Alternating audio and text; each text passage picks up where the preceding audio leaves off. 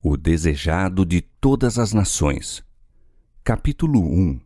Deus conosco. Chamá-lo-ão pelo nome de Emanuel, Deus conosco. O brilho do conhecimento da glória de Deus vê-se na face de Jesus Cristo. Desde os dias da eternidade, o Senhor Jesus Cristo era um com o Pai. Era a imagem de Deus, a imagem de sua grandeza e majestade, o resplendor de sua glória. Foi para manifestar essa glória que ele veio ao mundo. Veio à terra entenebrecida pelo pecado para revelar a luz do amor de Deus, para ser Deus conosco. Portanto, a seu respeito, foi profetizado: chamá-lo-ão pelo nome de Emanuel. Isaías 7,14. Vindo habitar conosco, Jesus deveria revelar Deus tanto aos homens como aos anjos.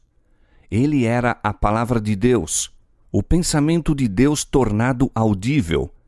Em sua oração pelos discípulos diz: Eu lhes fiz conhecer o teu nome. Misericordioso e piedoso, tardio em iras e grande em beneficência e verdade, para que o amor com que me tens amado esteja neles e eu neles esteja. Mas não somente a seus filhos nascidos na terra era feita essa revelação. Nosso pequenino mundo é o livro de estudo do universo. O maravilhoso desígnio da graça do Senhor, o mistério do amor que redime, é o tema para que os anjos desejam bem atentar e será seu estudo através dos séculos sem fim. Mas os seres remidos e os não caídos encontrarão na cruz de Cristo sua ciência e seu cântico. Ver-se-á que a glória que resplandece na face de Jesus Cristo é a glória do abnegado amor. À luz do Calvário, se patenteará que a lei do amor que renuncia é a lei da vida para a terra e o céu, que o amor que não busca os seus interesses tem sua fonte no coração de Deus e que no manso e humilde Jesus se manifesta o caráter daquele que habita na luz inacessível ao homem. No princípio, Deus se manifestava em todas as obras da criação. Foi Cristo que estendeu os céus e lançou os fundamentos da terra. Foi sua mão que suspendeu os mundos no espaço e deu forma às flores do campo. Ele converteu o mar em terra firme. Seu é o mar e ele o fez. Foi ele quem encheu a terra de beleza e de cânticos o ar. E sobre todas as coisas da terra, no ar e no firmamento, escreveu a mensagem do amor do Pai. Salmos capítulo 65, verso 6, capítulo 95, verso 5. Ora, o pecado manchou a perfeita obra de Deus, todavia permanecem os traços de sua mão. Mesmo agora todas as coisas criadas declaram a glória de sua excelência. Não há nada, a não ser o coração egoísta do homem, que viva para si. Nenhum pássaro que fende os ares, nenhum animal que se move sobre a terra, deixa de servir a qualquer outra vida. Folha alguma da floresta, nem humilde haste de erva é sem utilidade. Toda árvore, arbusto e folha exalam aquele elemento de vida sem o qual nenhum homem ou animal poderia existir, e animal e homem servem, por sua vez, à vida da folha, do arbusto e da árvore. As flores exalam sua fragrância e desdobram sua beleza em bênção ao mundo. O sol derrama sua luz para alegrar a 1000 mundos. O próprio oceano, a origem de todas as fontes, recebe as correntes de toda a terra, mas recebe para dar. Os vapores que lhe ascendem ao seio caem em chuveiros para regar a terra, a fim de que ela produza e floresça. Os anjos da glória acham seu prazer em dar. dar amor e infatigável cuidado a almas caídas e contaminadas. Seres celestiais buscam conquistar o coração dos homens. Trazem a este mundo obscurecido a luz das cortes em cima. Mediante um ministério amável e paciente, operam no espírito humano para levar os perdidos a uma união com Cristo mais íntima do que eles próprios podem avaliar. Volvendo-nos, porém, de todas as representações secundárias, contemplamos Deus em Cristo. Olhando para Jesus, vemos que a glória de nosso Deus é dar. Nada faço de mim mesmo, disse Cristo. O Pai que vive me enviou e eu vivo pelo Pai. Eu não busco a minha glória, mas a daquele que me enviou. João capítulo 8, verso 26, capítulo 6, verso 57, capítulo 8, verso 50 e capítulo 7, verso 18. Manifesta-se nestas palavras o grande princípio que é a lei da vida para o universo. Todas as coisas Cristo recebeu de Deus, mas recebeu-as para dar. Assim, nas cortes celestes, em seu ministério por todos os seres criados, através do amado Filho, flui para todos a vida do Pai. Por meio do Filho, ela volve em louvor e jubiloso serviço uma onda de amor à grande fonte de tudo. E assim, através de Cristo, completa-se o circuito da beneficência, representando o caráter do grande doador, a lei da vida. No próprio céu foi quebrantada essa lei. O pecado originou-se na busca dos próprios interesses. Lúcifer, o querubim cobridor, desejou ser o primeiro no céu. Procurou dominar os seres celestes, afastá-los de seu Criador e receber-lhes, ele próprio, as homenagens. Portanto, apresentou falsamente a Deus, atribuindo-lhe o desejo de exaltação própria. Tentou revestir o amorável Criador com seus próprios maus característicos. Assim enganou os anjos, assim enganou os homens. Levou-os a duvidar da palavra de Deus e a desconfiar de sua bondade. Como o Senhor seja um Deus de justiça e terrível majestade, Satanás os fez considerá-lo como severo e inclemente. Assim arrastou os homens a se unirem com ele em rebelião contra Deus, e as trevas da miséria baixaram sobre o mundo. A terra obscureceu-se devido à má compreensão de Deus. Para que as tristes sombras se pudessem iluminar, para que o mundo pudesse volver ao Criador, era preciso que se derribasse o poder enganador de Satanás. Isso não se podia fazer pela força. O exercício da força é contrário aos princípios do governo de Deus. Ele deseja unicamente o serviço de amor, e o amor não se pode impor. Não pode ser conquistado pela força ou pela autoridade. Só o amor desperta o amor. Conhecer a Deus é amá-lo. Seu caráter deve ser manifestado em contraste com o de Satanás. Essa obra, unicamente um ser em todo o universo era capaz de realizar. Somente aquele que conhecia a altura e a profundidade do amor de Deus podia torná-lo conhecido. Sobre a negra noite do mundo devia erguer-se o sol da justiça, trazendo salvação sob as suas asas. Malaquias 4:2. O plano de nossa redenção não foi um pensamento posterior formulado depois da queda de Adão. Foi a revelação do mistério encoberto desde tempos eternos. Romanos 16:25.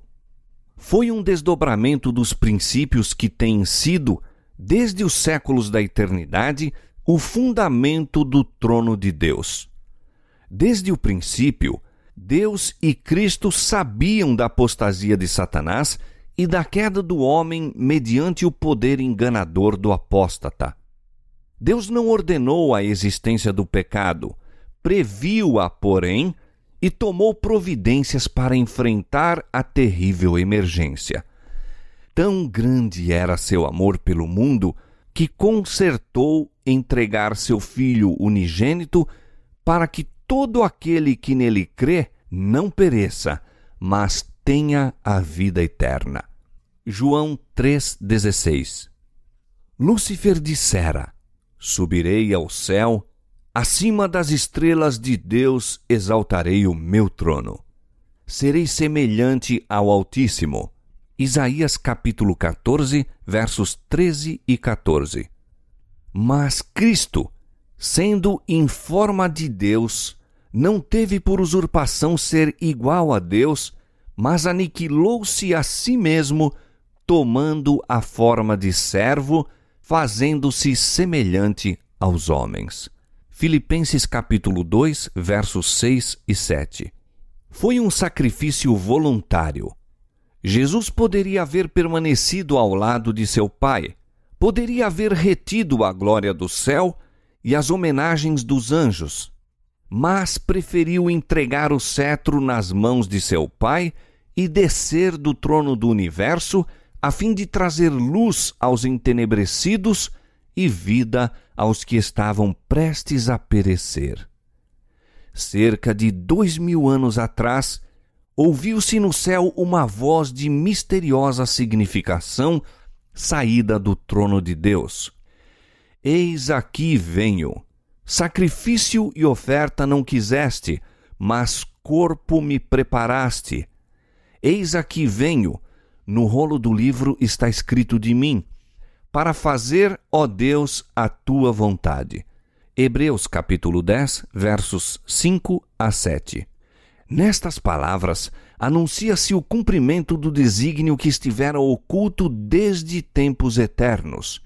Cristo estava prestes a visitar nosso mundo e a encarnar. Diz ele: corpo me preparaste. Houvesse aparecido com a glória que possuía com o Pai antes que o mundo existisse, e não teríamos podido resistir à luz de sua presença.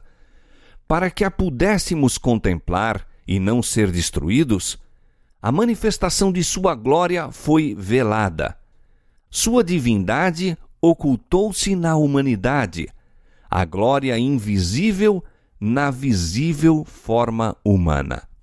Esse grande desígnio havia sido representado em tipos e símbolos. A sarça ardente em que Cristo apareceu a Moisés revela Deus. O símbolo escolhido para a representação da divindade foi um humilde arbusto que, aparentemente, não tinha nenhuma atração. Abrigou, porém, o infinito. O Deus todo misericordioso velou sua glória num símbolo por demais humilde, para que Moisés pudesse olhar para ela e viver. Assim, na coluna de nuvem de dia e na de fogo à noite, Deus se comunicava com Israel, revelando aos homens sua vontade e proporcionando-lhes graça. A glória de Deus era restringida e sua majestade velada para que a fraca visão de homens finitos a pudesse contemplar. Da mesma maneira, Cristo deveria vir no corpo abatido, semelhante aos homens. Filipenses 3, 21. Aos olhos do mundo, não possuía beleza para que o desejassem, e não obstante, era o encarnado Deus, a luz do céu na terra. Sua glória estava encoberta, sua grandeza e majestade ocultas, para que pudesse atrair a si os tentados e sofredores.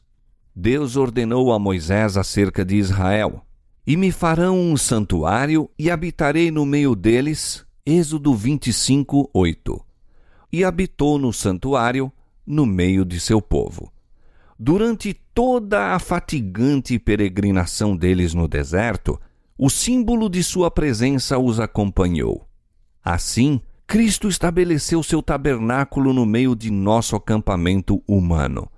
Estendeu sua tenda ao lado da dos homens, para que pudesse viver entre nós e tornar-nos familiares com seu caráter e vida divinos. O Verbo se fez carne e habitou entre nós, e vimos a sua glória, como a glória do unigênito do Pai, cheio de graça e de verdade. João 1,14. Desde que Cristo veio habitar entre nós, sabemos que Deus está relacionado com as nossas provações e se compadece de nossas dores.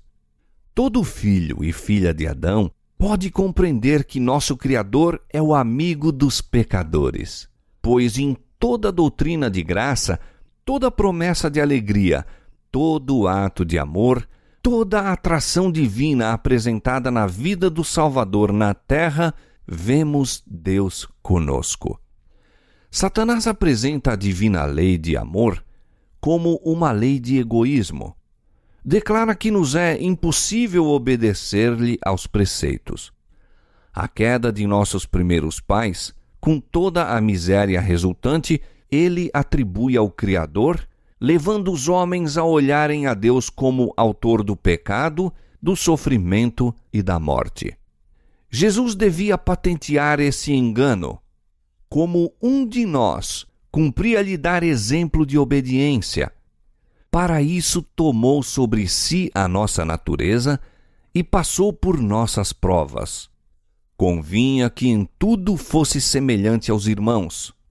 Se tivéssemos de sofrer qualquer coisa que Cristo não houvesse suportado, Satanás havia de apresentar o poder de Deus como nos sendo insuficiente. Portanto, Jesus, como nós, em tudo foi tentado. Hebreus capítulo 2, verso 17 e capítulo 4, verso 15. Sofreu toda a provação a que estamos sujeitos, e não exerceu em seu próprio proveito poder algum que nos não seja abundantemente facultado. Como homem, enfrentou a tentação e venceu-a no poder que lhe foi dado por Deus. Diz ele: deleito-me em fazer a tua vontade, ó Deus meu. Sim, a tua lei está dentro do meu coração. Salmo 40, verso 8. Enquanto andava fazendo o bem e curando a todos os aflitos do diabo, patenteava aos homens o caráter da lei de Deus e a natureza de seu serviço. Sua vida testifica ser possível obedecermos também à lei de Deus. Por sua humanidade, Cristo estava em contato com a humanidade. Por sua divindade, firma-se no trono de Deus. Como filho do homem, deu-nos um exemplo de obediência. Como filho de Deus, dá-nos poder para obedecer. Foi Cristo que, do monte Horebe, falou a Moisés, dizendo: Eu sou o que sou. Assim dirás aos filhos de Israel: Eu sou, me enviou a vós. Êxodo capítulo 3, verso 14.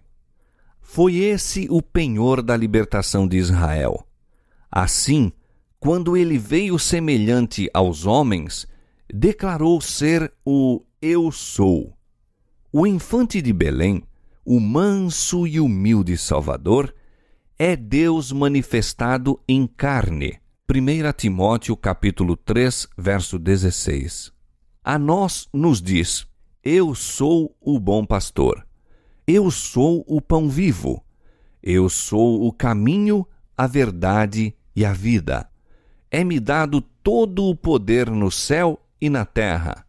João capítulo 10, verso 11, capítulo 6, verso 51, capítulo 14, verso 6 e Mateus capítulo 28, verso 18. Eu sou a certeza da promessa. Sou eu, não temais.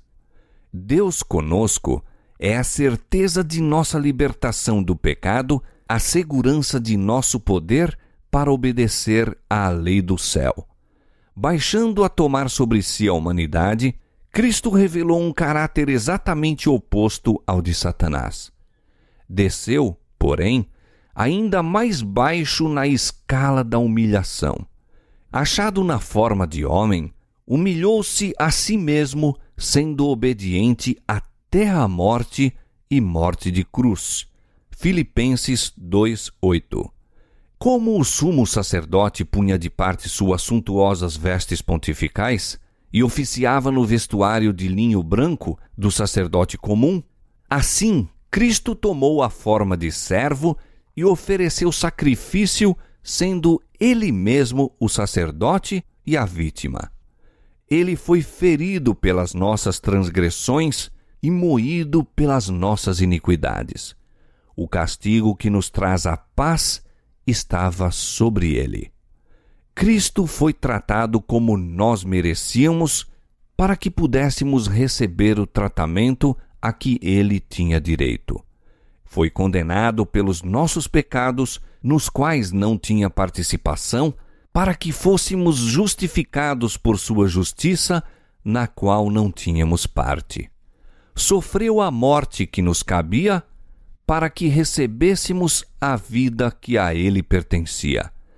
Pelas suas pisaduras fomos sarados. Isaías capítulo 53, verso 5. Pela sua vida e morte, Cristo operou ainda mais do que a restauração da ruína produzida pelo pecado. Era o intuito de Satanás causar entre o homem e Deus uma eterna separação. Em Cristo, porém, chegamos a ficar em mais íntima união com Ele do que se nunca houvéssemos pecado. Ao tomar a nossa natureza, o Salvador ligou-se à humanidade por um laço que jamais se partirá. Ele nos estará ligado por toda a eternidade. Deus amou o mundo de tal maneira que deu o seu Filho unigênito. João 3,16. Não o deu somente para levar os nossos pecados e morrer em sacrifício por nós. Deu-o à raça caída. Para nos assegurar seu imutável conselho de paz, Deus deu seu Filho unigênito a fim de que se tornasse membro da família humana, retendo para sempre sua natureza humana. Esse é o penhor de que Deus cumprirá sua palavra. Um menino nos nasceu, um filho se nos deu, e o principado está sobre os seus ombros. Isaías 9:6. Deus adotou a natureza humana na pessoa de seu Filho, levando a mesma ao mais alto céu. É o Filho do homem que partilha do trono do universo. É o Filho do homem cujo nome será maravilhoso, conselheiro, Deus forte, Pai da eternidade, Príncipe da paz. Isaías 9:6. O Eu Sou é o árbitro entre Deus e a humanidade, pondo a mão sobre ambos. Aquele que é santo, inocente, imaculado, separado dos pecadores, não se envergonha de nos chamar irmãos. Hebreus capítulo 7, verso 26 e capítulo 2, verso 11. Em Cristo se acham ligadas a família da terra e a do céu. Cristo glorificado é nosso irmão. O céu se acha abrigado na humanidade e esta envolvida no seio do infinito amor. Diz Deus de seu povo: como as pedras de uma coroa, eles serão exaltados na sua terra, porque quão grande é a sua bondade, e quão grande é a sua formosura. Zacarias capítulo 9, versos 16 e 17. A exaltação dos remidos será um eterno testemunho da misericórdia de Deus. Ele há de mostrar nos séculos vindouros as abundantes riquezas da sua graça pela sua benignidade para conosco em Cristo Jesus. para que a multiforme sabedoria de Deus seja conhecida dos principados e potestades nos céus, segundo o eterno propósito que fez em Cristo Jesus, nosso Senhor. Efésios capítulo 2, verso 7, capítulo 3, versos 10 e 11. Por meio da obra redentora de Cristo, o governo de Deus fica justificado. O Onipotente é dado a conhecer como o Deus de amor. As acusações de Satanás são refutadas e revelado seu caráter. A rebelião não se levantará segunda vez. O pecado jamais poderá entrar novamente no universo. Todos estarão por todos os séculos garantidos contra a apostasia. Mediante o sacrifício feito pelo amor, os habitantes da terra e do céu se acham ligados a seu Criador por laços de indissolúvel união. A obra da redenção será completa. Onde abundou o pecado, superabundou a graça de Deus. A terra, o próprio campo que Satanás reclama como seu, será não apenas redimida, mas exaltada. Nosso pequenino mundo, sob a maldição do pecado, a única mancha escura de sua gloriosa criação, será honrado acima de todos os outros mundos do universo de Deus. Aqui, onde o Filho de Deus habitou na humanidade, onde o Rei da Glória viveu e sofreu e morreu, aqui, quando ele houver feito novas todas as coisas, será o tabernáculo de Deus com os homens, com eles habitará, e eles serão o seu povo, e o mesmo Deus estará com eles e será o seu Deus. E através dos séculos infindos, enquanto os remidos andam na luz do Senhor, hão de louvá-lo por seu inefável dom. Emanuel, Deus conosco.